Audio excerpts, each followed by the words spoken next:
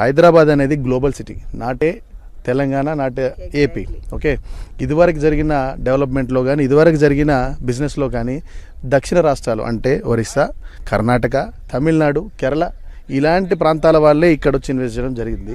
ఇప్పుడు మేము చూస్తున్నాము దాదాపు కొన్ని సంవత్సరాల నుండి ఇదే జరిగింది. ఎప్పుడైతే ఈ ఎలక్షన్ తర్వాత కాబోయే ఒక చిన్న అంటే అఫ్కోర్స్ ఇది అవ్వచ్చు అవ్వకపోవచ్చు, యూనియన్ టెరిటరీ లేకపోతే second capital of the India 100% ఇది అవ్వాలి. ఎందుకంటే there is no choice for Mumbai and Chennai, అవన్నీ కూడా సముద్ర తీరంలో ఉండడము, మన హైదరాబాద్ అనేది ఇక్కడ ఉండడం అంటే దీని డక్కన్ పీఠభూమి కింద ఉండడం జరిగింది. కాబట్టి హైదరాబాద్ను ఎటు పక్క 200 కిలోమీటర్లు వచ్చండి డెవలప్మెంట్ కోసం. ఒక్కసారి కనుక నార్త్ వాళ్ళు కనుక మళ్ళీ ఒక స్టెప్ వేద్దాము అనే డబ్బులు అందరికీ వస్తాయండి, డబ్బులు అందరూ సంపాదిస్తారు, అందరూ సేవ్ చేస్తారు. బట్ మంచి ప్లేస్లో ఇన్వెస్ట్ చేయడం అనేది సార్ మా కెరీర్లో మేము ఇక్కడ ఉన్న వాళ్ళకి, యూఎస్లో ఉన్న వాళ్ళకి, ఆస్ట్రేలియాలో ఉన్న వాళ్ళకి, దుబాయ్లో ఉన్న వాళ్ళకి కూడా ప్లాట్లు అమ్మాం.